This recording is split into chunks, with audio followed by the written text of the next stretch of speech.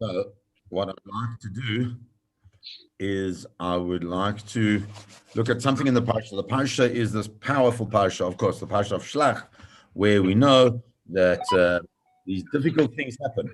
That Bnei Israel are about to go into Eretz Israel, and they choose this. They call on from later on in the Torah, not from this week's parsha, but from later on in the Torah. It's clear that they ask Moshe Rabbeinu if they can get people to go in and check out the land, which already is indicative of a certain level of doubt. So they ask Moshe Rabbeinu, so he sends the Meraglim in, and we know the story of the Meraglim, and I don't want to rehash that. But what we do know that comes out of the Meraglim is this 40 years of that they'll now be traveling in the desert. And if they're going to be traveling in the desert for 40 years, can you imagine the sense of despair that they're going to have? Because we've lived for thousands of years, and with this whole concept of Mashiach is coming, being called Zeach, and it's an amazing thing when you really think about it, you unpack it, that we've spent 2,000 years waiting, hoping, still believing that ultimately we're going to get back to Eretz Israel, all of us together, and live in the state that existed in the time of Shlomo HaMelech. And it's quite mind-boggling to think that we managed to hold on to it. But that's part of a process that developed for Bnei Israel over the years. The first Beis HaMikdash is destroyed. 70 years later, there's a new one. The second Beis HaMikdash is destroyed 2,000 years later. There isn't a new one, but somehow we have this belief, and I think it's because we know that if the first one is destroyed and then got rebuilt, so the second one destroyed will also be rebuilt. That's like that story of Rabbi Akiva, where Rabbi Akiva is there with all these other great sages, and they get to the Beit HaMikdash, the destruction of the Beit HaMikdash, and they see these foxes, and they start crying, and he starts laughing because he says, "Well, you've got the prophecy of the foxes, you've got the prophecy of the rebuilding," and it's really an attitude, and it does say to us that as Am Yisrael, our attitude must be one of optimism.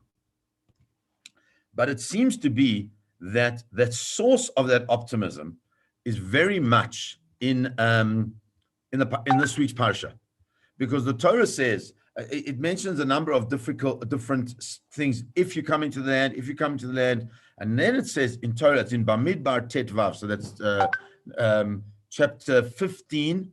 Verse 17 to 21. That's where the mitzvah is. Hashem speaks to Moshe and he says to Moshe, you have to tell Bnei Israel this. Speak to Bnei Israel and tell them, when you come into the land, which I'm taking you to, and when you eat of the bread of the land, tarimu truma Hashem, you have to take a certain truma. Like a truma is like a gift, some type of offering that you have to give to Hashem. Reishit arisotechem chalat tarimu truma, from the first of your arisa. Arisa is the kneading trough. Chalat tarimu truma. You have to take this challah. Trying to understand what challah means. Ketrumat goren, kain tarimu ota. Like a gift that you would take from the threshing floor, that's what you have to take. From all the first of your kneading trough is what you have to take. For all generations. So here we learn the mitzvah of challah that we have. When you're gonna bake, you've got to take the mitzvah of challah. But it's amazing because the mitzvah of challah comes with the word, but nowhere else in the Torah do you find it. Everywhere else in the Torah, when the Torah speaks about a mitzvah, the mitzvah tliyot ba'aretz, the mitzvah which apply to the land of Israel, it always says, v'haya keviyacha, when you will come. When the time will come, it gives you a possibility. Here, the Torah says, bevo'achem. There's no possibility of whether you will or you won't, but rather it's an absolute clarity, the way the Torah presents it, that you will come into the land of Israel. So it comes along the Mefarshim, and the Mefarshim explain, why does it say that? Why does it say bevo'achem? So the reason is to give Bnei Israel just a little bit of hope, a little bit of hope, because they're going to be traveling for these 40 years. How do they know for sure they're going to go into Eretz Yisrael? So HaKadosh Baruch Hu says, because there's a mitzvah. There's a specific mitzvah that says that you will definitely go in. And since you definitely will go in, then it's for sure that Bnei Israel have this hope that they ultimately will come in. So now let's try and unpack a little bit of what this mitzvah is of the mitzvah of Challah. So Rashi says, Reishit arisotochem, which means the first of your dough. Okay, he says, Kashetalshu kadei asitchem shatem regidim lalush bamidbar.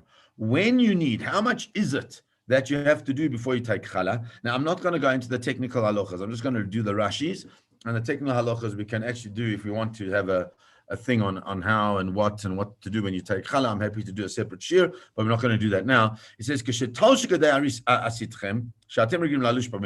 when you need as much of your dough, which you normally would have done in the desert, and how much is that amount that you would have done in the desert? An omer. If you remember, they had to take the amount of the man, which was an omer legulgal. That's one omer per head. So therefore, when you're going to take challah, that's what you have to take, amount when you're baking an omer. So it's clear that there's a connection between the man and the bread that one has to maintain all the way through. Okay. The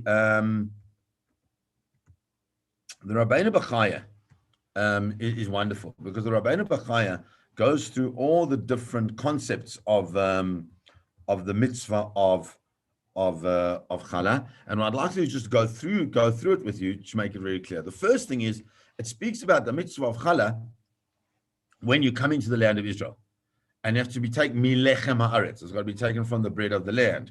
So if that's the case, it's different from man. They never had to take anything from man. Man is the bread outside of the land of Israel.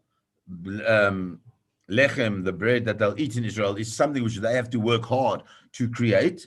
So you don't have to take it outside, you only take it inside, which means that the biblical, the midoraita din, is for people who are residents in the land of Israel. Something amazing about that manifests itself in the halacha of Challah is that we only have to, it started differently from all the other mitzvahs that apply in the land of Israel, because all the other mitzvahs that apply in the land of Israel started 14 years after their conquest. After they had conquered the whole of the land of Israel, everybody's sitting in the land, everybody's building things, doing everything that they need to do. It's only after then, at that point, that those things come into play. Whereas the mitzvah of Challah begins immediately, and we're going to try and understand why it's so important. Why it's so important that happened. Again, contrasting it to the manna. But let's go just try and get a little bit of understanding. So explains the Rabbeinu Bachaya, the mitzvah only applies in the land of Israel, and outside of the land of Israel. So for us, we're going to bake Challah, it applies, it's only rabbinic, it's only a derabanan, which therefore will allow certain leniencies under certain situations. Okay, so says the Rabbeinu Bachaya, the commandment consists of setting aside this loaf from the dough before it become baked. That's why it's remember, it's got to be done before. The person setting this part of the dough aside, he says, generally a woman. Now that's fascinating, right? Why is it that there's something about the mitzvah of Challah that has been for generations? The Rabbeinu Bachai is writing 1,000 years ago, and he's explaining that.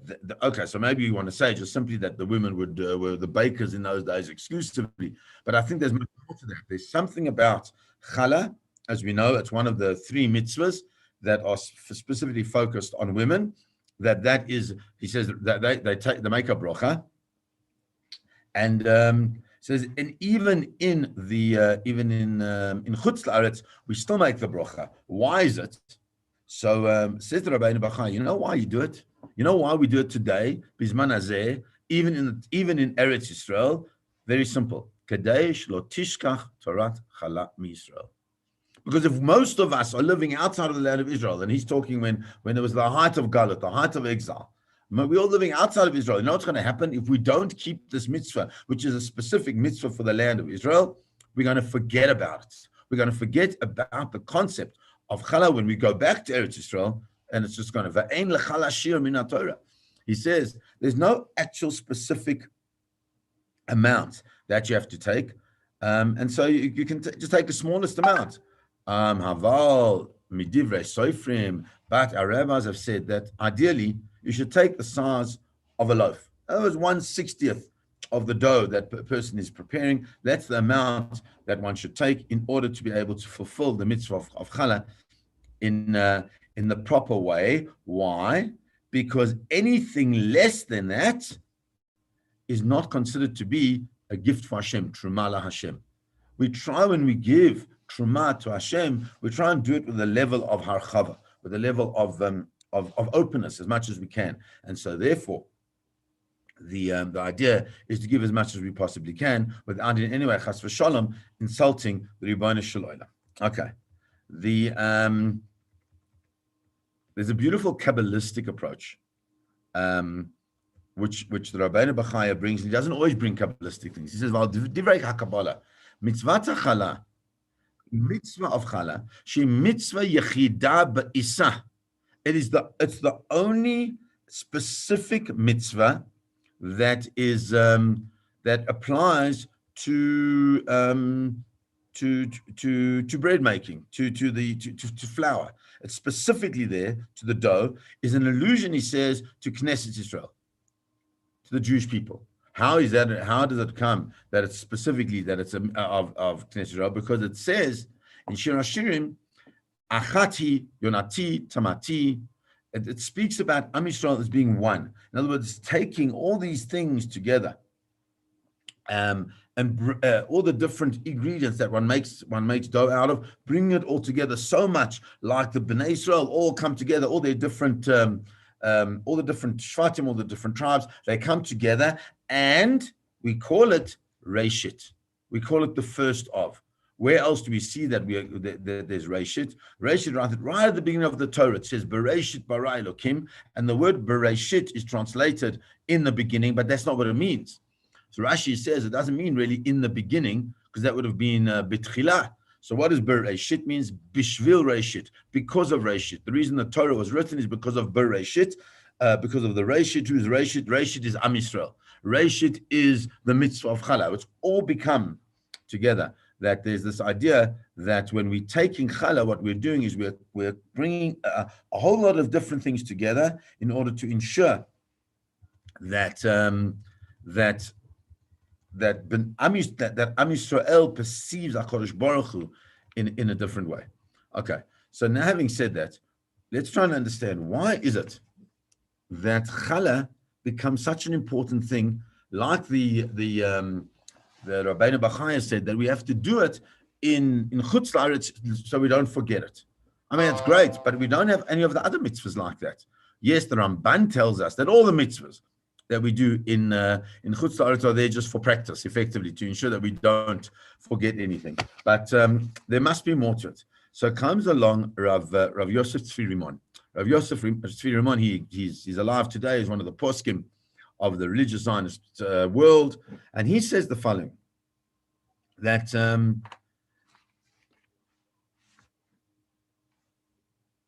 if we look at what Hafrashat Challah is about, it's something that is different from any of the other times that we take of our produce and we give to our HaKadosh Baruch Hu. So let's just look what we do. We have Maaseh, we have Truma, we have Bikurim.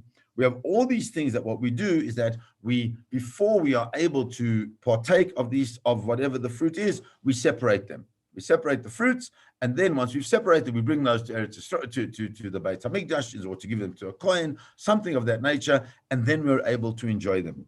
But the difference, there's a difference with all of these others, because when it comes to let's say a fruit, an apple, you take your maaser on a whole group of apples, and then 3, 4, 5, 10 days later, whatever, you eat the apple. It's not a problem. But when it comes to bread making, what we do is we take the truma just before we bake it, because just after we bake it, we're going to eat it. So it really happens just before. Why is that? So he explains the following. He says, just think about it. You have the farmer. The farmer works for himself, and he's plowing and he's sowing his field. But he's always dependent on HaKadosh Baruch Hu as he goes through that process of plowing and sowing.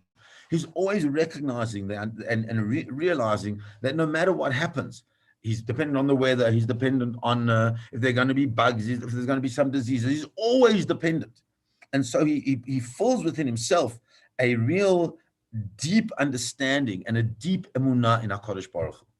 But as he goes through and then reaps the wheat, and he takes it to the mill, the role in inverted commas of HaKadosh Baruch Hu in the making of that wheat into bread becomes very minimal. Why? Because he takes it to the right mill, and when he's at the right mill, he mills it, and then it becomes fine flour, and he takes the flour and he mixes it with water, and it's always the person doing those actions that transforms that little wheat kernel into bread. And as he's transforming that wheat kernel into bread, what he sees is koichi v'otzim yadi. He sees his own hands or her own hands making that little kernel into the bread, which is going to be delicious. And everybody's got their own challah recipe, their own bread recipe, and people like different types of bread. And all of that's going to do with HaKadosh Baruch Hu, inverted commas, right? That's me. We've got different styles. You want this bread, you want sourdough, whatever it is that you want. All of those things, that's me. I've determined how those breads are going to be. And so therefore it could be that even though I'm going to sit down and eat bread, having gone through a long process of a whole season of needing to work hard and making sure that that wheat is developed and making sure that it comes out the way I want it, it could be as I sit down, I say, oh, this is my loaf of bread. I made this loaf of bread. And so therefore, we have to come before we even eat the loaf of bread, before we even put it into the oven. We have to take a little bit, a portion of it, and say, Asher Kedushanu b'mitzvotav v'tzivanu la'afris challah, that I have to have, HaKadosh Baruch Hu gave me a mitzvah to take away the challah, to take challah from it, to give it to the kohen. Why? Because even though this part has been my doing, I still recognize the whole thing comes from HaKadosh Baruch Hu. And that's even before I make the bracha of Hamotzi Lechem min haaretz. And the reason, says Rav Emunah, is because it contrasts it, and that's why it uses it in that Rashi that we spoke about. It contrasts it to the man. What was the story with the man? The man people would go out in the morning, and everything was there waiting for them. They were totally dependent, and totally everything was contingent on them. They had to go out and make sure that they behaved in the appropriate way in order to get the man to fall closer to their tents. And it was all about HaKadosh Baruch Hu would send it to them. So therefore, as they went into Eretz Yisrael, there's a switch, a transition from total dependence, sort of, on HaKadosh Baruch Hu, to, in a way, almost independence of HaKadosh Baruch Hu. They no longer live with the constant miracle of that man that drops every morning. They no longer have the divine column of smoke and the divine fire that leads them along their way. And so therefore, the minute they move, and that's why it happens, as we said, the minute they come into Eretz Yisrael, can't wait for 14 years, because the minute they come into Eretz Yisrael, they need to start eating. And the man lasted for a couple of months, but not long, whilst they were in even in the initial phases, according to the Midrash, initial phases of being in Eretz Yisrael. But once that is gone and they have to start making their own bread, it's important at that point in time that they see the role of HaKadosh Baruch Hu, even when they are successful, even when they are able to feel the power of their own human activity, because it's at that point in time that it's most fundamental to feel that HaKadosh Baruch Hu is actually running the show. And that's why there's an amazing idea that comes out of it. Because it says, if you look, remember the psukim say, just go back into it quickly, the psukim say that when you come into the land, what are you supposed to do? I'm bringing you into that land. You have to bring this truma. Why? Because that's what is going to happen. What's going to happen if you bring this truma? And explains the Netziv in a beautiful way that it's very simple. You know what happens when you bring the truma? When you bring a gift to HaKadosh Baruch Hu based on a recognition that it's not yours, that it's not only your effort, but it's also HaKadosh Baruch Hu's partnership in your effort, says the Netziv, that the whole thing is shehi ba'a levarech hadagan v'hagoren. The whole point of the bracha that you make on the challah when you take the challah, and the whole point of taking it and giving as a gift to the kohen is for it to become a bracha on the wheat itself and on the threshing floor itself. And that's why we are so carefully told that we have to be it. As the Torah says, that it is what? Ba lahaniach bracha al beitecha. It comes to bring bracha on our homes. And once you see that, then we can begin to understand why it is that the akeret habayit, the mainstay of the home, which is the mother, the woman, that female energy within the home, why that becomes her special mitzvah, because it's not a bracha on outside things, learning, business, parnasa, all these other things, but it's a bracha on the essence of the home itself. It's not, he says, yeah, it's not only on the flour itself. It's not only on the bread itself. It's on the very essence of what the home is all about. What is the home all about? The home is all about the fact that it's a space in which the people in that home can be nurtured, can be given what to eat in order for them to be able to be strong, in order to serve HaKadosh Baruch Hu in the right way. And whose fundamental responsibility is that? So both parents have that responsibility. But the manner in which it's done, Rav Soloveitchik speaks about this concept of Shema B'ni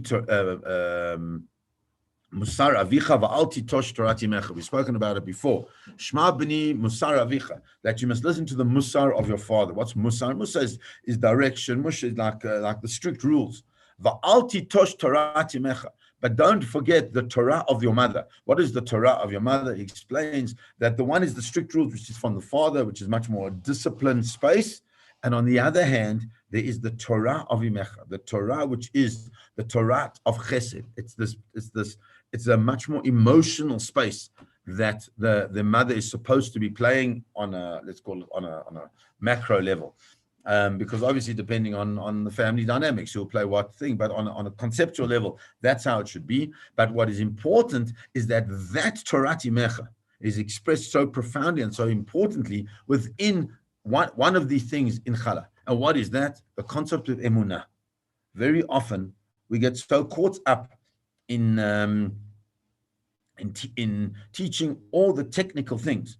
But whilst we're teaching the technical things, what we often forget is that all those technical things are there to serve one purpose.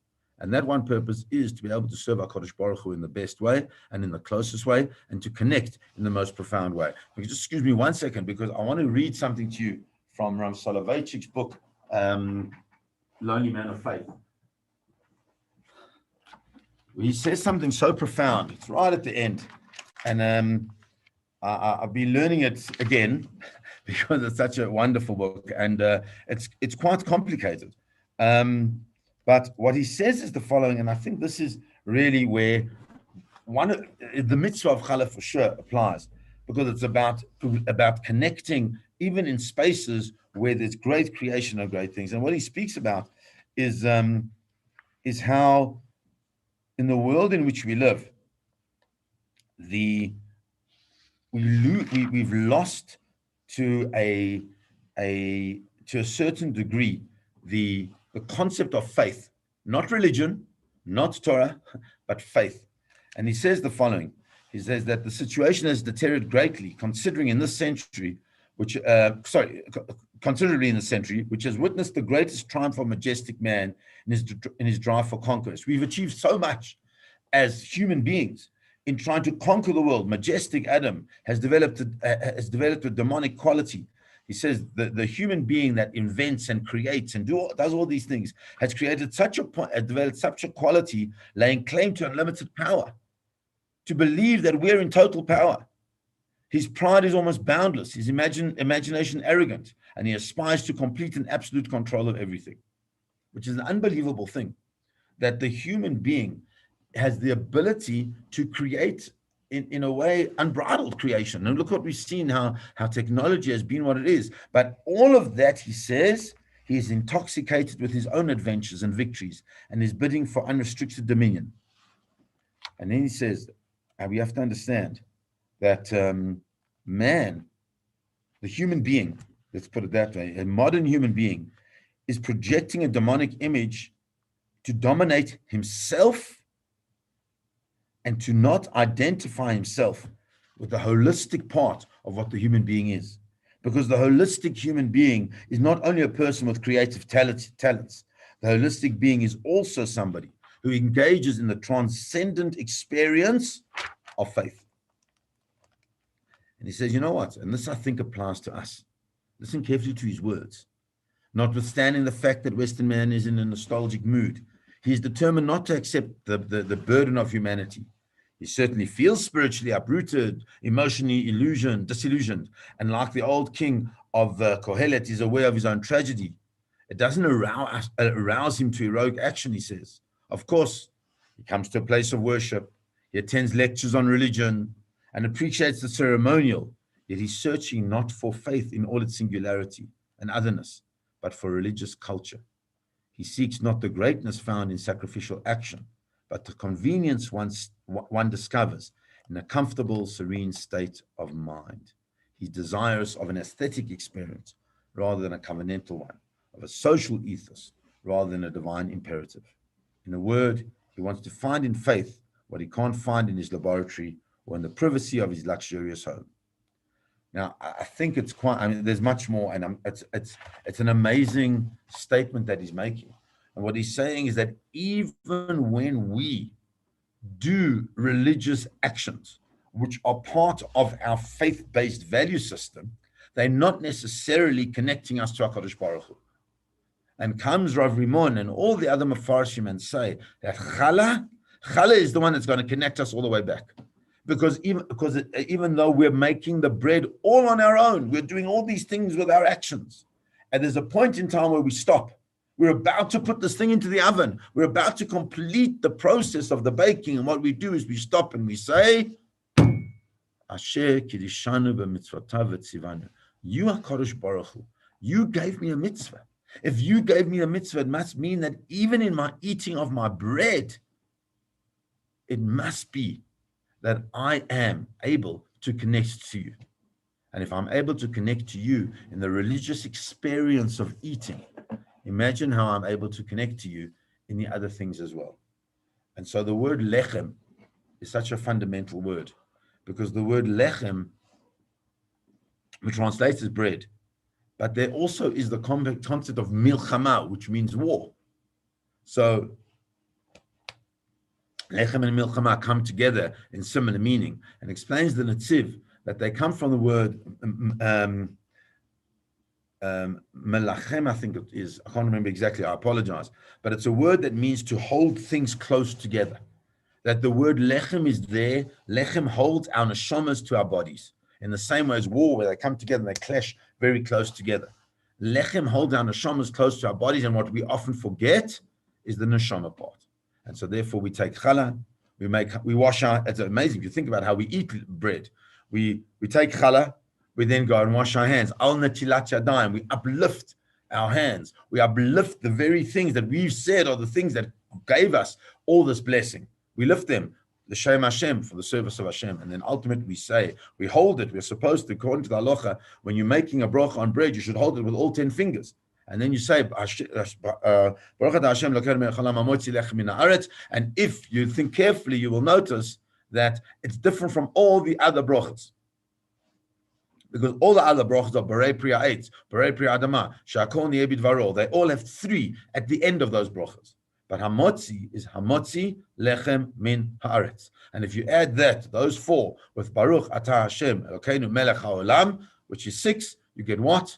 10. It's a total of 10. We put our 10 fingers around the bread, and we make a bracha of Hamotzi Lechem Min Haaretz, showing that HaKadosh Baruch Hu has brought that to a 4, has given us that bread.